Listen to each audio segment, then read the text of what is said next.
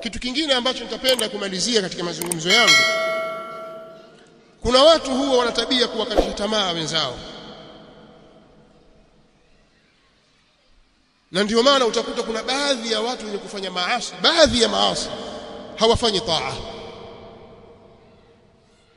Kwa mfano, tuchukue mfano tu, mlevi wa pombe au teja, mlevi chakari kabisa, shakatisha tamaa kwamba sasa wewe mlevi wanywa mapombe alafu utaswali vipi? Si uache kwanza. Ni vitu vihusiana. Hii ni dhambi na hii ni taa,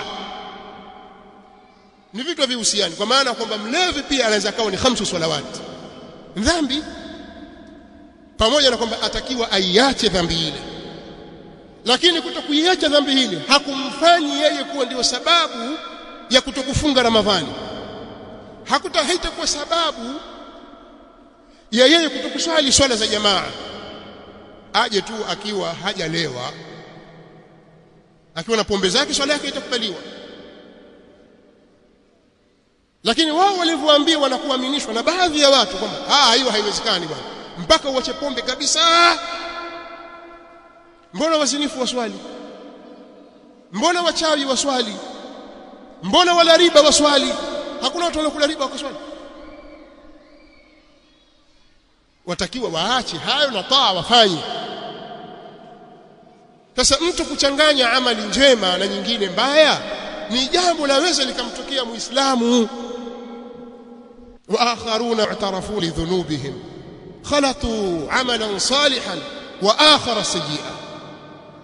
Allah subhanahu wa ta'ala katika surati at-Tauba alipowataja wale as-sabiquna al-awwalun min al-muhajirin wal-ansar, alipoeleza habari yao katika aya 100, aya 101 akaeleza wa mimman hawlakum min al-a'rabi munafiqun wa min ahli al-madinati maradu 'ala an-nifaq la ta'lamuhum, mpaka mwisho wake. Ikaja aya hii sasa, na kuna wengine wao wamekiri makosa yao na shani yao, wao wanachanganya amali njema na nyingine amali mbaya, mema afanya na mabaya pia afanya. Hakuna watu wao, basi hakika Allah atawasamehe wao maadamu wamekiri makosa. Hakika Allah, asa kwa Allah ina maana ya hakika. Kwa hiyo unapokuwa unafanya dhambi, isikuzuie dhambi hiyo kutekeleza jambo la wajibu, kwa sababu wewe ukiwa kwa sababu ya kunywa pombe au kwa sababu ya vuta bangi ikawa huswali, ile ni dhambi, haija kutoka kwenye Uislamu. Huku kuacha kuswali wa wakafiri. Lakini ili usaidiwe, utakiwa ujiepushe na makundi mabaya na watu wenye uraibu mbaya, marafiki waovu. Kaa na watu wazuri, kaa na watu wema, jifunge na vikao vya ilmu.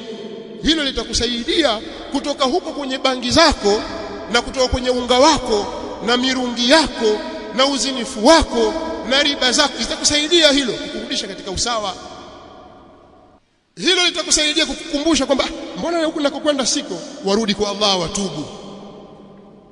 watubu kwa Allah subhanahu wa ta'ala, kimya kimya, hakuna mtu ajua. Umesimama baina yako wewe na Mola wako, muombe msamaha. Lakini dhunubu ni ni nuksi kwa mwanadamu. Hii ni Wajawema Online TV. Hapa ni elimu tu.